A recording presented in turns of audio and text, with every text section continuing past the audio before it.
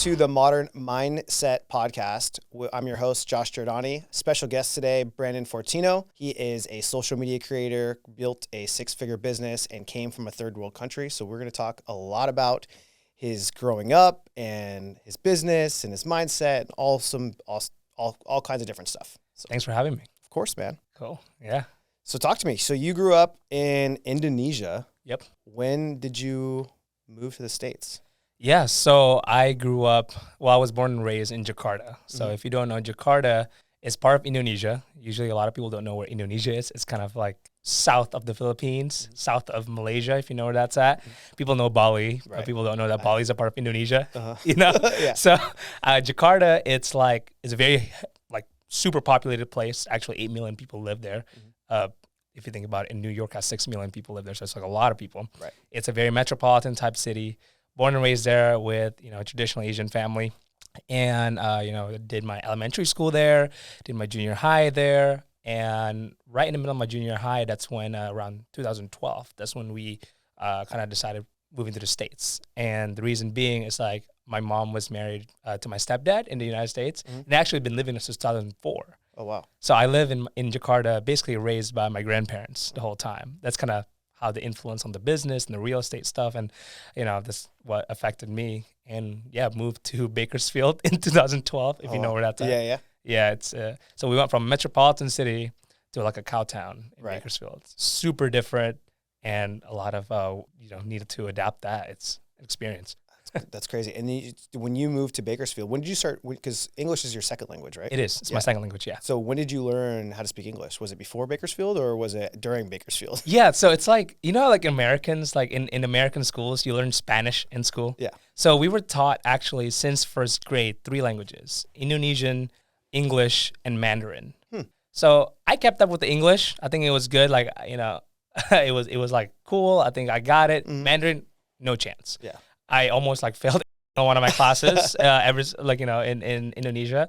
And I think the point where it made me want to really study English was this one time when I was little. I was like 6 or something like that, 6 or 7. My grandparents and we went to Singapore for like a little vacation, because that's the closest kind of out of the country experience we can get. Yeah. And I remember my first time in Singapore, we walked into the hotel. My grandparents were speaking English, checking into the hotel. And I was like, what are you saying? And so, and he's like, oh, it's other people speak other languages out there in the world. And it's just called English. And I was like, oh, I want to learn that language. So that's kind of what got me that's why I was probably very invested into English instead of Mandarin. But yeah. In English is in Singapore. My dad used to travel there all the time. Yeah. They speak English. They do. Yeah. You go anywhere, it's like all English. You don't need to learn a different language. You don't. That's their main language. Yeah. People still speak different languages here and there, like Chinese or Malay or whatever, but English is what's known over there. But I still remember that vividly, like this hotel check-in, and I was like, that's a cool language, Were you excited to move to the United States? Not gonna lie, I was kind of scared. Yeah. I mean, I've kind of built all of my friends there, and it was just kind of out of notice, we got our visa approved and my green card approved right away. And for all those foreigners out there, they would know, getting a green card to the United States is tough. It's tough. It's one of the hardest things. But as a kid, you don't realize that. Right. You're kind of just you have this own little world that you're living in. You have your friends. You have your, your PlayStation buddies that you play with. Right. And all of a sudden they just said oh yeah, by the way, you have to pack your bags in 4 weeks. You're gonna be living to this new place. So I was like, okay. Right. I was like, what am I? What am I expecting?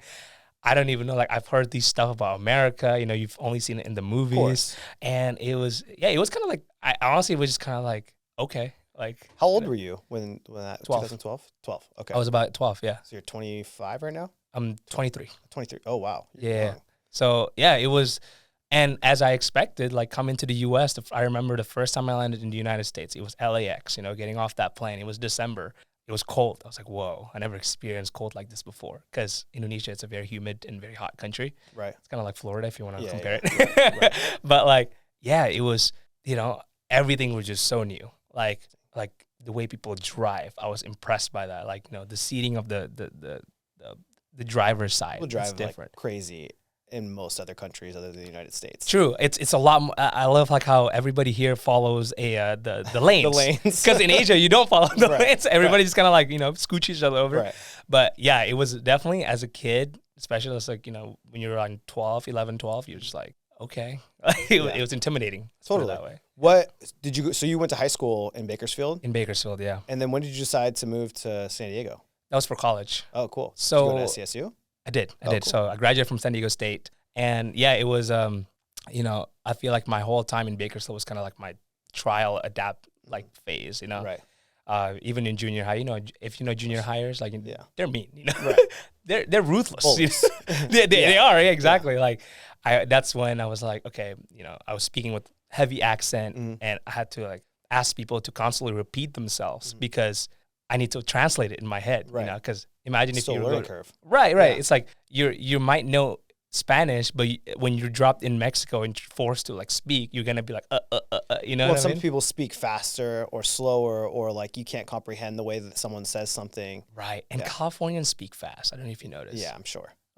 California. I have to purposely slow down my talking every time I do these because normally I speak really fast. Yeah.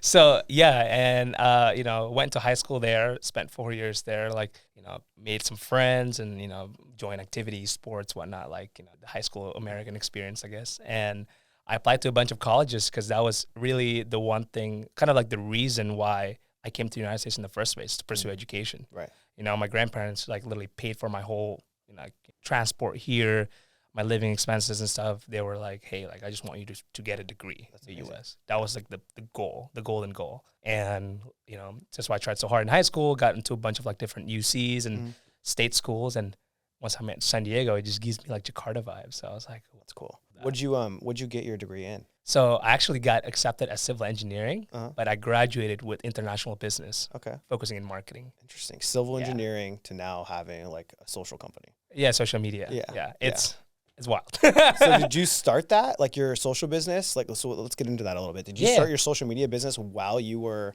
in college still? Yes. So the background on that was actually interesting. I loved cameras, kind of just taking pictures and videos and stuff since I was about 13.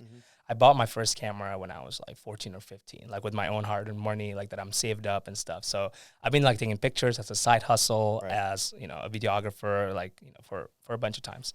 And during college, again, I had a job because I had to pay for my own school still. My grandparents just give me stipends, kind of to make me survive here. But I had to pay for my own school. I've had a lot of different jobs at San Diego State, and a lot of kind of revolves around videography here and there, as a marketing and videography, one or the two. Right. So I was able to learn about the marketing side, how to sell and how to market things, and I learned about the creative side in videography. So late to my college journey, which is going to my last year of college, I got one of those situations where FAFSA was like, "Oh, your parents made an extra $100. You're not gonna get any financial aid from us." And that's when I was like, well, crap.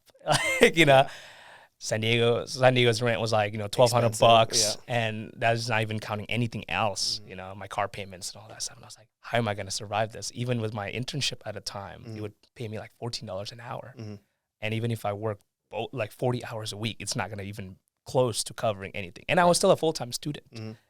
So I decided what every other American would do, which is I took out a credit card, and then I was like, they gave me $7,000 in credit loan limits, and I bought a new camera. And I told myself okay, I have 0% APR for 12 months, and I'm going to make this work. So I started just asking people around for taking pictures. I started all in the graduation photos, and I was like, okay, I like real estate, so I want to get into the real estate video photo space. So I took pictures for some realtors out there, residential, and got connected from there, and didn't start my short form video business what I'm currently doing until about late last year. Okay. So yeah. That was right when it kind of kicked in with Reels, right? 2 years ago when Reels became a thing. You're right. I feel like that's when, a lot of the clients I worked with at the time was like, hey, we don't really need this $700, $2,000 production at once, but we do need constant videos to stay on top of mind on social media. So I was like, okay,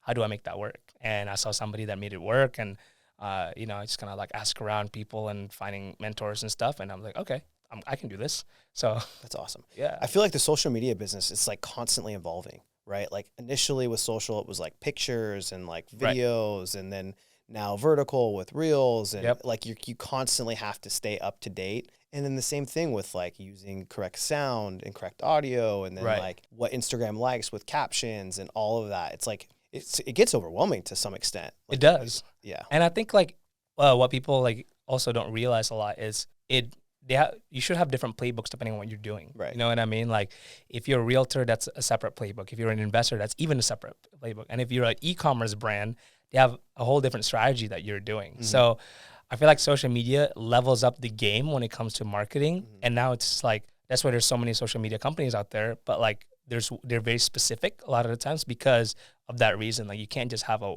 one size fits all cookie cutter like strategy to everybody. I agree. Everything has to be, you know, depending on who you are, what you do, what you believe in, what your values are, and surround that. Yeah, and coming into like this slower economy right now, I think the biggest thing that I look at is I think education is going to be so important.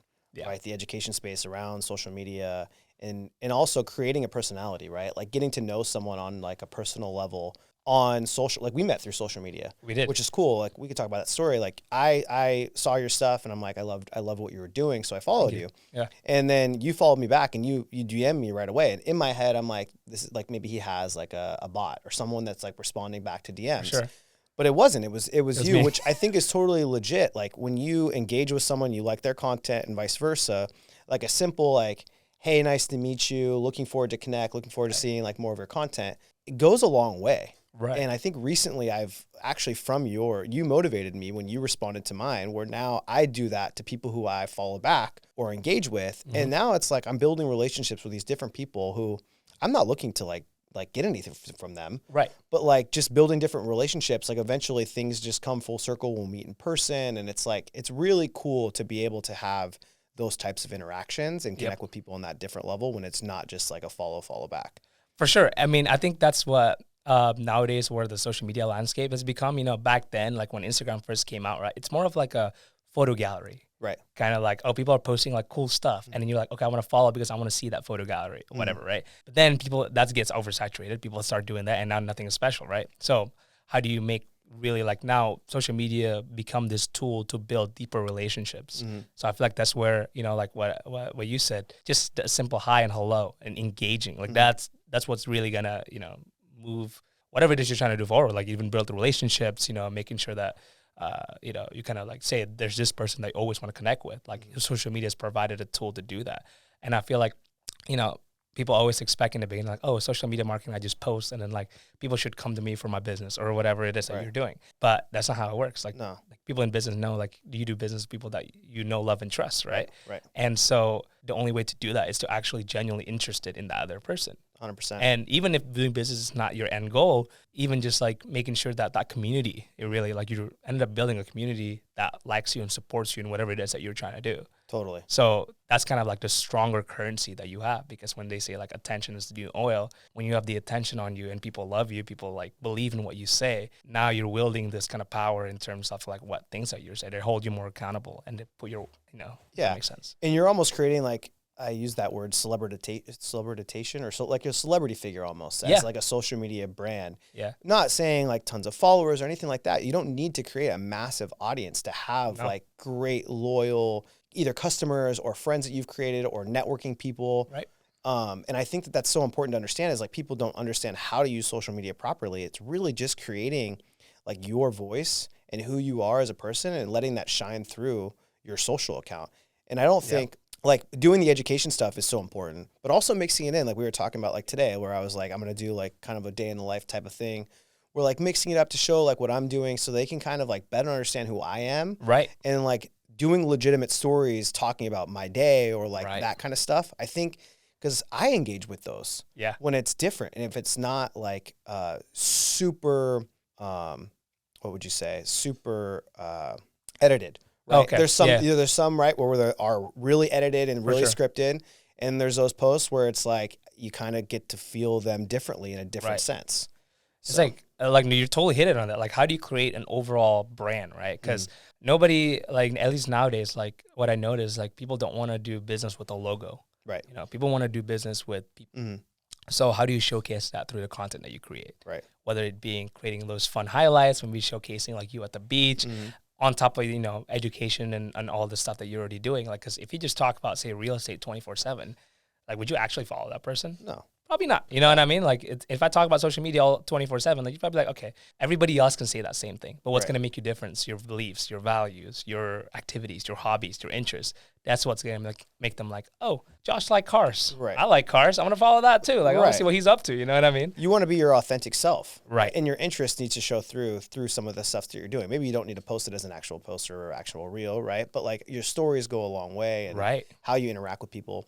And I think that it's extremely powerful. And I know, like, when we had our Zoom call together, we both kind of talked about that a little bit. And I'm like super raw and real. Like, when we had that call, like, I'm very straightforward, very like, this is what my goal was. This is what I want to do. This is the lane I'm taking. Yeah. And I think it's important to be your authentic self and not some person that's super fake and just shows the logos and like, it don't make sense. You know what I mean? Like, if you like, there's a saying, I forgot what the actual like saying was, but it means basically like, if you're chasing to be who somebody else is, like, your community will like that person, not you. You know what I mean? Like, do you really want to play a character all your life? But no.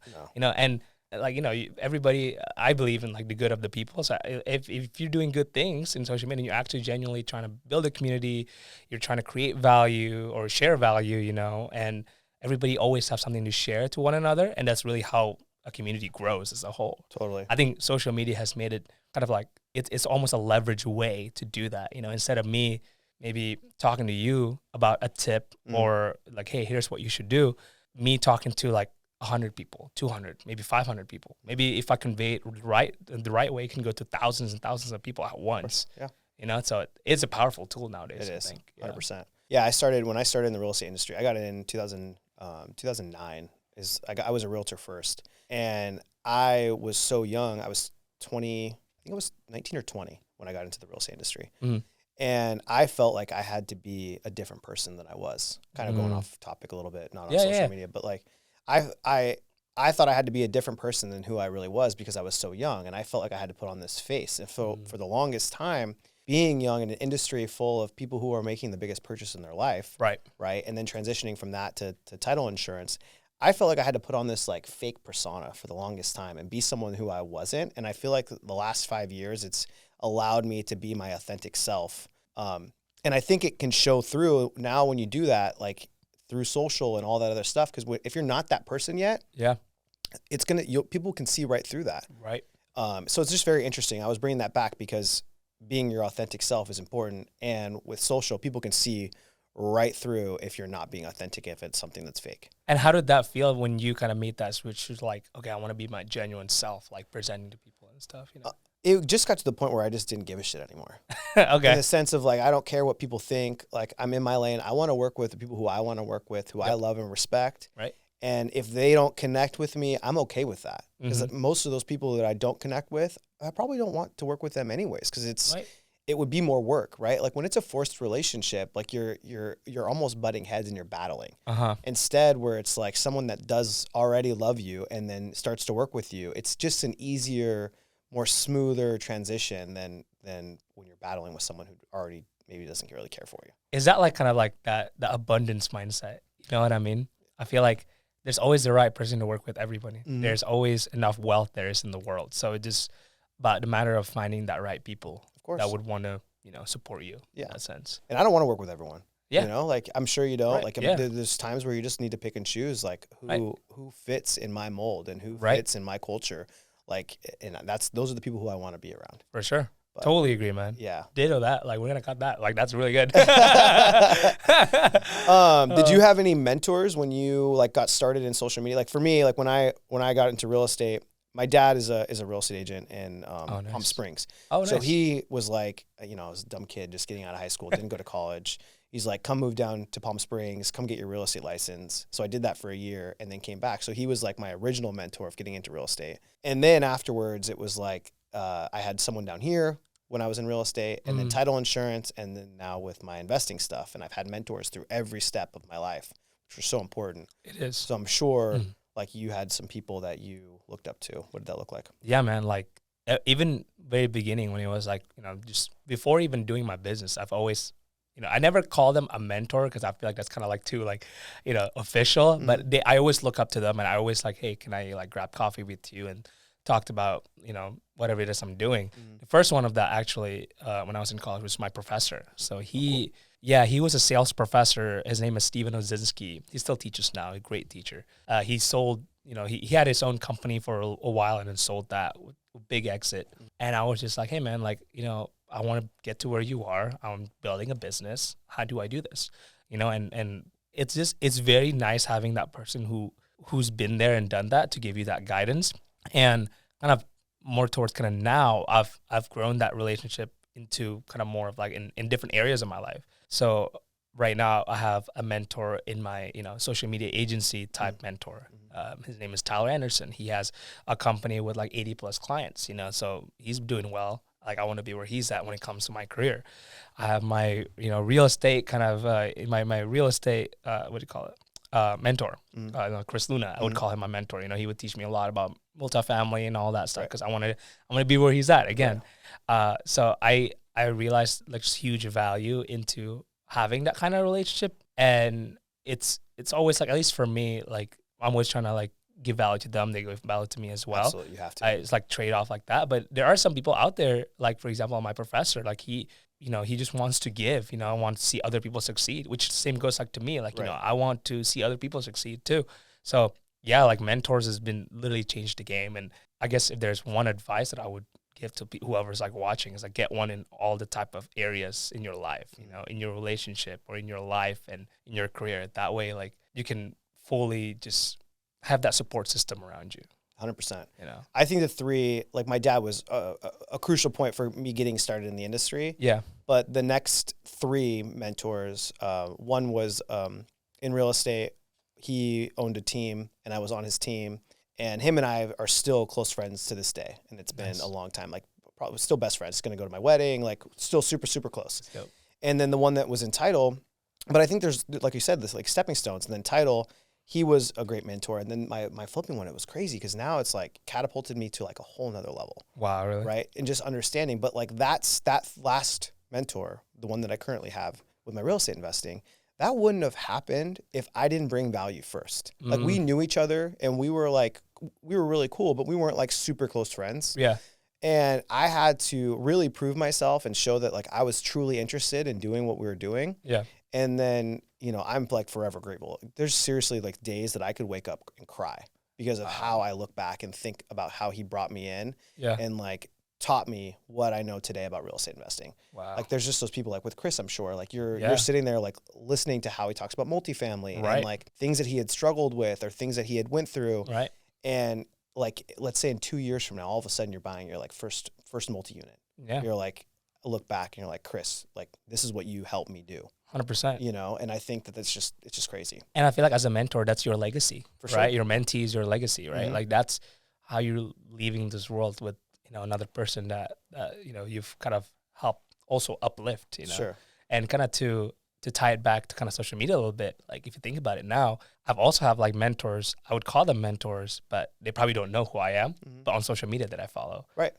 Like these people that are giving value that like, I listen to their podcast, I listen to their like content and stuff. So, I feel like it just made the game like so much more available to everybody. Right. Yeah. Yeah, absolutely. I told you when we first connected, I want to say it was like June.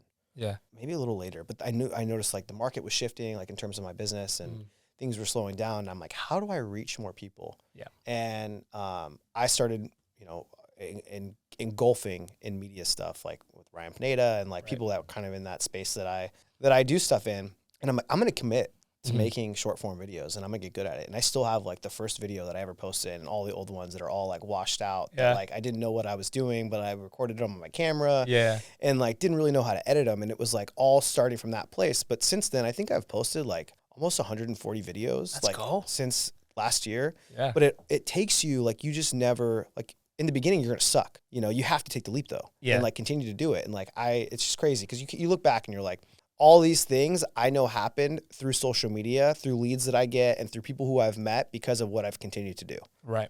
Which is special. It is. Like, I think sometimes a lot of people forget that when you first started on something, you're gonna suck at it. You know, I mean, the transition before I go in front of a camera, like I was all behind the camera the whole time, right? That's also hard. Like if you look at how I you know, spoke in one of those early videos, like very scripted and stuff. But I think there was this what was it? Like there's this great analogy. It's like when you go to the gym, when you first go to the gym, you know, you don't really know how to do all of the equipments. Right. You don't know what equipments are available. Right. Like how to do certain things. Right. You have to actually make the way to learn how to use it, to constantly do it like every day, and then like learn how to get better form, learn maybe slightly how to get better on the, you know, the kind of repetitions that you do.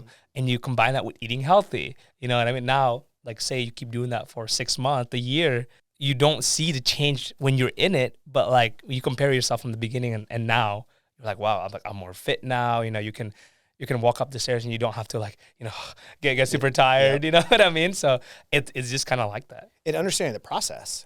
I think that's actually a great analogy because like I didn't understand, like with fitness, I'm really into working out and all that. Yeah. And I didn't know like what macros were or like how to like properly track food or eat right. Yeah. And so I hired a coach, right, to teach me how to do that and to do like my weight loss journey. And then like since then, that was like 2015, I worked out, but like maybe I didn't know what I was doing. It was probably half-assed. Yeah. And then with him, it was like I learned how to actually train and actually work out. And so it works with repetition with anything that you do in life. Right. And I think that's totally true. Yeah, right. And that's with everything. I feel like, you know what I mean? Like any other skill and, you know, selling and real estate. Oh yeah, and with repetition, it just becomes easier. 100%. Yeah.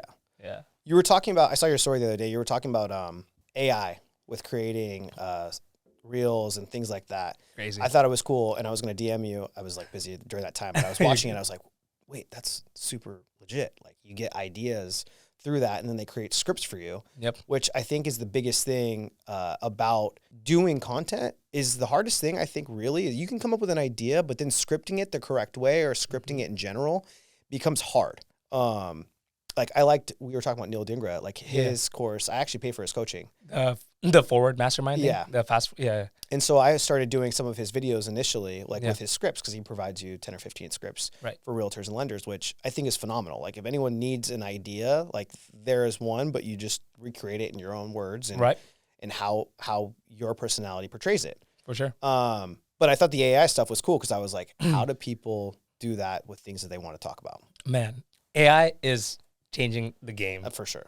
Like since now everybody knows about ChatGPT and whatever it is, like it almost become kind of cliche when somebody talks about it, but I think it truly going to revolutionize how we do everything when it comes to just even just content and content specifically. But what's really cool is that I think when you use it, like when you try to implement it in your daily operation, whatever it is, you're going to be like almost having a super boost, like a superpower. You know, like have you ever played Super Mario? Mm-hmm. You know, when you get the star, you know what I mean? You're just like undefeatable. Right. I think that's how it is when you use AI. Right. You know, you just like, you can ask it so many things. Like for me, like the other day I was just scripting for my content because I'm recording tomorrow. Right. And I was like, okay, I know what I'm going to say. Like I know what topic I'm going to talk about. Sometimes I just need data. You know, like for example, one of the content I'm making is like the most expensive cities in the US. Mm-hmm. And I'm like, instead of me going to Google and searching a bunch of different articles, I'm like, hey, this is my topic idea.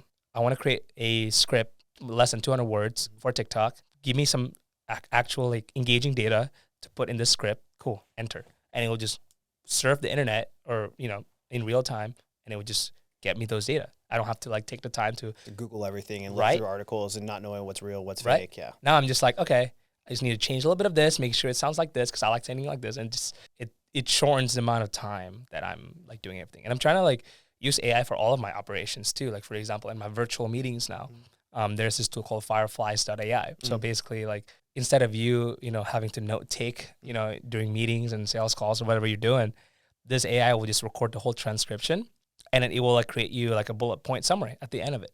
So you can focus on the conversation. You don't have to focus on your notes. And then after you can always go back because like all the transcriptions recorded. And I'm just like, for my calls to my mentor, for example, I'm like, okay, give me like 3 bullet points of what he was talking about. Boom, 3 bullet points. Here you go. Cool. All right, done. Dude, that's crazy. It's insane. Like there's so much stuff that I don't even think that we've like hidden like anywhere near where the AI is going to go. No. Which is kind of scary, to be honest. Like, it is. I think there's going to be people who are going to be able to be replaced in a Zoom. Yeah. With doing full on presentations and all of that stuff. You can already do that. So there's a tool called Synthesia.ai. So basically like it would have this I wouldn't say a deep fake because it's not really a fake of somebody else. It's like this AI generated character that you just tell them what to say. It will say it in that, in whatever accent you want. Say you want an English accent talking about American history. And now you just input your script in there, which script can be created using ChatGPT. Right. Boom, put it in there. And now there's like a person, or it looks like a person on the screen talking about this thing. And you just need to drag and drop some like B-rolls. And now you have a YouTube video ready to go. Dude, I love the ones that they're doing, because all my podcast descriptions are all made through AI. Yeah. So I'll type in something to get like a catchy like thumbnail, or not thumbnail, but catchy title. Yeah. Because it's hard, like creating, like having that thought process to how to create an engaging, because sometimes they have to be a little clickbaity. Yeah. Of course. They have it's to. the hook, Yeah. So like I created one initially, like 7-figure businesses and like just little like tidbits that like was created, but it was very clickbaity, but like I would click on it, right? And these AIs were creating it. And the same thing with my podcast descriptions and like the descriptions of the videos. It's so easy to have that stuff just created for you and not have to like write it all up. I think the way I heard somebody said this a long time ago, but like the AI, you should look at AI as your like super good assistant, that will do all the stuff for you.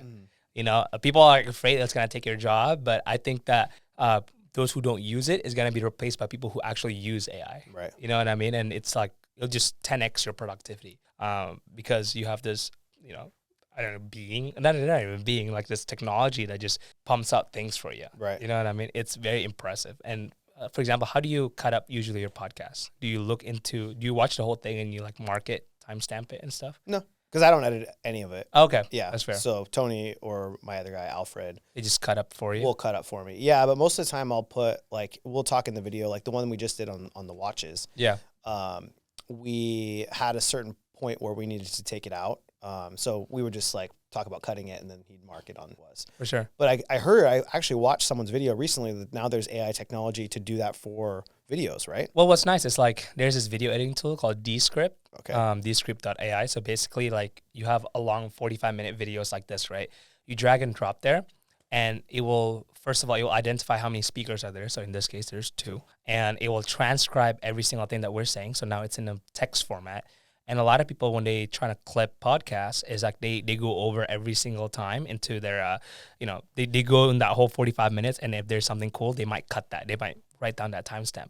But that requires you to watch the thing, right? So it's like when you listen to a voice memo, you have to listen to the whole thing to actually figure out the whole message. Right. But if they just text it to you, you can read that way quicker, Right. right? So that's the idea with Descript. So it will transcribe it for you, so you can just scroll it back and forth, like in the words.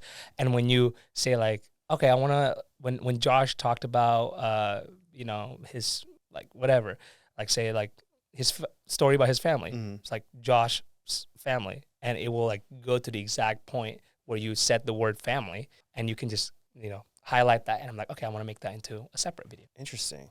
Yeah. Dude, So it makes the fishing out the content a lot faster. You know what I mean? That's basically the purpose of that. I think every time I do them, I go through and I timestamp.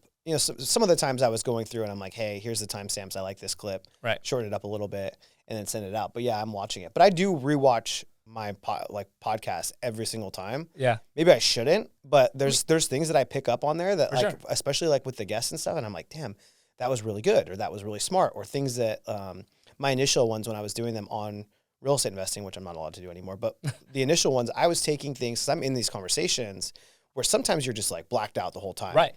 And you're just talking. You're in it, yeah. Yeah, you're just having a normal conversation. And then you go back and you're listening and you're like, man, that was really smart what he said. Like, I want to take that and I want to like reuse that, or For sure. like just being like conscious of like why certain things do what they do because of what he said. For sure. So No, I mean, it works. It works for everybody. You know what I mean? Kind of like whatever like you use.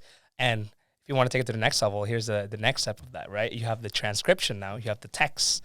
Copy and paste that text. Go into ChatGPT and be like, hey, give me 10 bullet points from everything from this transcript. Now you have 10 bullet points or 20 or whatever it is you want about, whatever it is during the podcast. Interesting. So you're kind of like layering it on top. You know what I mean? That's a lot of that's the next level for sure. It is. Yeah. But I mean, it's just like, that's kind of something that's what I do. Like, okay, like for example, my whole conversation with my mentor, right? My mentor's in Texas, so we have to do a virtual meeting. So just copy and paste the whole transcript. It's like, I don't know what he was saying, but I just put in ChatGPT and was like, hey, can you give me like 3 bullet points on things that, kind of like his business advice, and I'm like, okay, cool. So that's a summary. The cool thing is you can regurgitate that and make sure it's out of stuff that you were getting advice on too. 100%. So it's like repurposing content that you already were having conversations with. And it's funny because I wish, like, there's been some Zooms recently. I feel like I'm on Zooms all the time. But there's been conversations that I'm having on Zooms where I'm like, damn, I wish I had my DSLR set up, you know? Right. Like, it's different because you're on Zoom, and even though it's being recorded, like, the quality wouldn't come out the same. But some of the stuff that, like, when you respond to things, you're like, hey, damn, I wish I could have taken that clip and repurposed that, because I think that would have been so helpful for someone else if they were to hear that in this way. Yeah, you can always, like, put your phone on the side, you know, just record yourself. I've seen a lot of people do that too, with their, like, sales calls or with their, like, client calls and whatnot, and they just cut up, like, the different parts out. Yeah. So I've seen people do that too, which is very interesting. What is your goal when it comes to social media right now and building your business? Like, where do you want to go in the next few years? Yeah, so this year my goal is to help 20 businesses when it comes to short form videos. Okay. So that's about 5 a quarter. Okay. And the reason why I'm limiting it to that, it's kind of just I usually get very involved in their business and their, like, content strategy. So yeah, 5. And as far as this quarter, we have already 2, so we have 3 more open spots, you know. Nice. And as far as the business, getting that to, you know, this year, like what do you call it, ARR, annual recurring revenue? Yeah. Like about 500K, you know, in that yearly.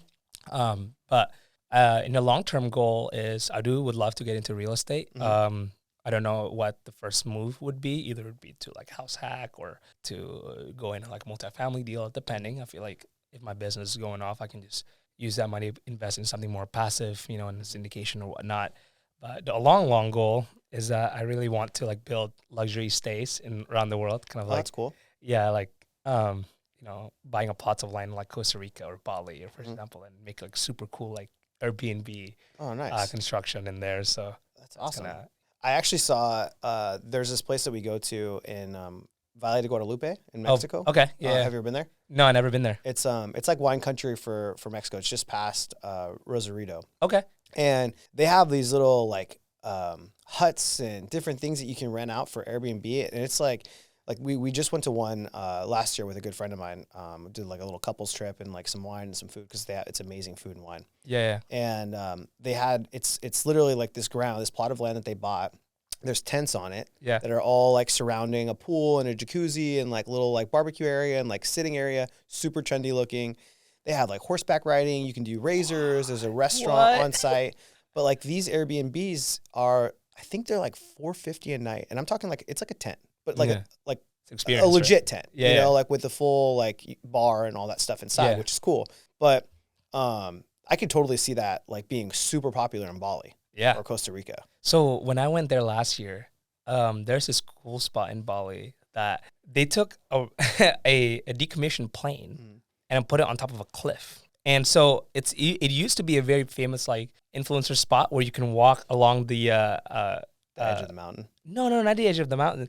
The wingtip of the plane. But down is like 100-foot drop, like, or more. It's like a huge cliff, you know. But you walk around people use, like, a drone shot or whatnot. Right, so we went there hoping that we were gonna do that shot because we're crazy like that. But, like, you know, me and my friends were like, all right, we're gonna take this video or whatever. But when we went there, actually, that location just got purchased by this Russian investor or whatnot, and they're turning that into a hotel. So that in that wingtip, they would get to make, like, a deck, so that way you can walk out there and look at the sun setting.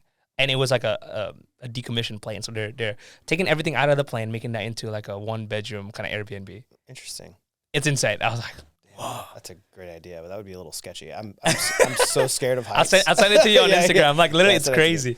I saw this guy too. His name is Travis Chambers. So he started a digital marketing agency or creative agency or whatnot. And he did it for, like, 10 years or whatever. And he took an exit at, I don't know, like 16 or 30 millions, got bought out.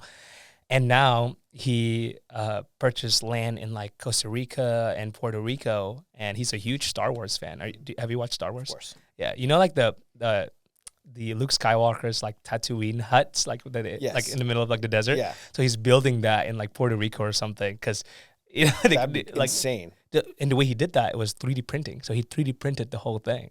I've seen that. I was wondering if it was ever going to become, like, super popular. I saw that they built a few houses with 3D printing, but I don't know because I haven't heard about it for a couple of years now. I don't know. I mean, you probably would know more than I do, but like, you know, I have no idea. Yeah. It's just a cool thing. I was like, oh, okay. like 3 renting houses. So with your goal, to backtrack a little bit, your goal with the social stuff, it's cool because you have big ticket items. I feel like your cost to entry is higher, which I think is a great business model, right? Like having a higher cost to entry is taking on more serious clients instead of like, oh, I'm going to pay you here and there. Like I just want a couple, or like, you know, not being super goal oriented surrounding social media. Like you're only taking on high paying clients that like really want to invest in their social media branding and their reels, which I think is super smart. And you're not going to find a lot, right? Which is okay. People are starting to learning to like, they need this, you know? They need it. No, I think everyone needs it. But I think doing the high ticket sales is very important because you can get clientele, you know, someone like me who knows that they want to do social media, right? I'm fully committed and I want to invest in it. So, and it's like more of an energy thing, you know what I mean? Kind of like, I don't know if you believe in stuff like that, but I think like, I mean, I did the whole thing when I first started my video production agency too, right? Doing the other business model. And I realized that, you know, I want people who are like, know the value of it. Like they already know they need to do it. They need to know why they need to do it and how, like what kind of impact it can do for their business or their personal brand. And they just don't know how to, and they need somebody to walk them through. So, you know, I don't want to have to argue them that they need it. You know what I mean? Kind of like, man, like there's so many people out there that could be using that time for me to actually help them build the, you know, the strategy that works for them. Right. So that's kind of like the reason why I took on that approach. Like you said, you know, that way, like, all right, we already know we need it. Let's figure out how we're going to do it. Right. Like what tonality, what kind of content we're making, what is the strategy? And then taking the biggest pain, which is the editing. Because I don't think if you're creating content, unless it's like one of those like super fun, trendy stuff, like, you know, the super simple edits, like, yeah, you can make that. But for all these, you know, thought leadership type content, like you shouldn't be editing those because that'll take you like 40 hours just doing that, you know? Yeah. And I was doing my initial editing on all of my stuff, and now I just like send it out. But it's hard and it's so important. We were talking about culture fits, and I think like you talking about having high ticket prices, right? That's kind of a culture fit. Like someone knowing that they need to do it, but arguing with you or whatever, like you don't want to be working with them anyways, because you're like forcing them to, they know they need to do it, but you're forcing them to be doing it, which then in turn they wouldn't be very serious and they may not be consistent. And it may be a pain in the ass to like go and film with them and like coming up with content. So it's almost more work than it is anything else. Right. So it's great. Yeah. And then with your real estate goal, I know you're talking about house hacking and multifamily. Have you guys bought in your first house yet? I haven't. Okay. No, I haven't. Currently still renting. Yeah, so of course. Yeah, the goal is the next 2 or 3 years to get there. That way, like I have about 2 years of like my business income to showcase to like the loan and all that stuff. So, gotcha. Yeah. Yeah. I feel hopefully like the market will be a lot better back then. You know? Yeah, I mean, there's never like, and I'm saying this, and I'm in the industry, but there's never. I don't believe that there's ever a wrong time to buy your first house.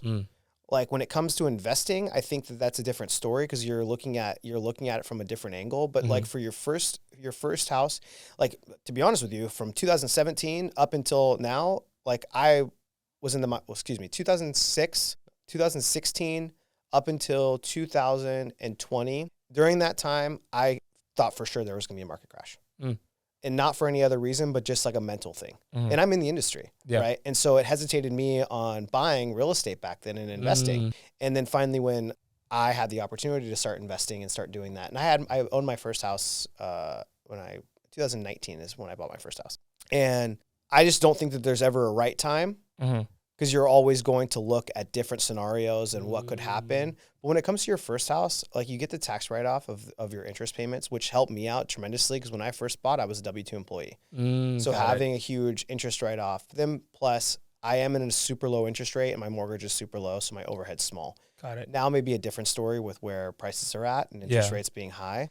The only time that I stopped buying or investing was actually last year for 6 months towards the end of the year. And I stopped buying in June and I didn't buy again until October. Put my business, like my investing business, completely on pause. So I think like with your buying your primary residence, I don't think you can ever go wrong if you're looking at it from like a 10-year, 15-year perspective. Right. You know, and with buying investment properties, right? I'm sure you're talking to Chris all the time, like hearing because the way that they analyze deals on multifamily with cap rates and things like that, as long as you're cash flowing, you know, like any deal is going to be a good deal. You may lose over time in terms of equity for a very short period of time, In the long maybe term, like 3-4 years, right? And if you're still covering your mortgage plus some, right. what does it matter? Right. And you get to the depreciation and so many tax benefits from it. And plus, when the market goes down, interest rates will also go down because that's when the Fed will start pumping more money into the economy. Yeah, that makes so sense. it's interesting because right now I'm buying well, I've already bought it. It's under construction right now. Nice. Bought a place in Palm Springs that I'm doing solo, and I'm going to keep it as an Airbnb, but I'm going to be at like almost a 7% interest rate. Okay. But it's going to cash flow. I can rent it out on Airbnb, and it should do about $120,000 to $130,000 a year. Nice. And my nut on that will only be like 70,000. Okay. So pretty good. yeah, still pretty good. And then I'm waiting. I bought it at a good price. I bought it for $650. Okay. Resales 1.5, and I'm putting about 200 into it. Oh. So it's like I want also a second house. So for me, I was looking at like if I keep this thing, I'll still use it. Yeah. So because my dad lives out there, so I'm like Okay. it's kind of the best of both worlds. I can Airbnb it. Worst case, I'll keep it and cover that. But it's like That's so cool. yeah, having multiple exit strategies is always so important. So like for your first place, like if it is like an investment type property, at least you can keep it. If you buy a duplex, you can rent, but you're still in it for the long run. 100%. Yeah. I mean, that's kind of the plan of is owning one, you know what I mean? For like, let's just to start off like what everybody is saying, just get in the door, just play the game. You have to. You know what I mean? You have to just play the game. And then I feel like since I'm pretty young too, like I have the time on my side in terms of like, okay, like You are super young. you know what I mean? Like we'll get this, I can sit on it for a couple of years and And don't you use young as an excuse as to not buy. I think when I was really, I don't think so. No, I'm just saying in general. Oh, you're like saying okay. When I was younger, Yeah. I used it as an excuse as to why I wasn't buying, and I thought I had time on my side. And so when I was in my early 20s, it was when the market was in a shithole, right? It was 2010, 2012, and I regret there was 2 times where I was in escrow, and I was using like me being young as an excuse as to why I'm not buying a house because I don't have a family and I don't have I'm not settled in. I don't know where I want to be in terms of where I want to live in the next 5 years. And a lot of that stuff, when I look back now as being older, I'm almost 35, I regret it because I'm like, who cares if I wasn't going to be there? I could have bought a house now looking back, like the houses were $150,000. Yeah. Where they're worth 700 or 800 now. Wow. And rates were still in the 3% range, which is crazy to think about. Yeah. So That's interesting. Yeah. yeah, For sure. So I would never, like if there's something that comes up, I'm going to figure out how to buy it now. For sure. Regardless of like my situation. So it may be Definitely. a little aggressive on my part, but like For sure. I'm going to figure it out. That's fair. Yeah. And I like that mentality. Yeah. Yeah.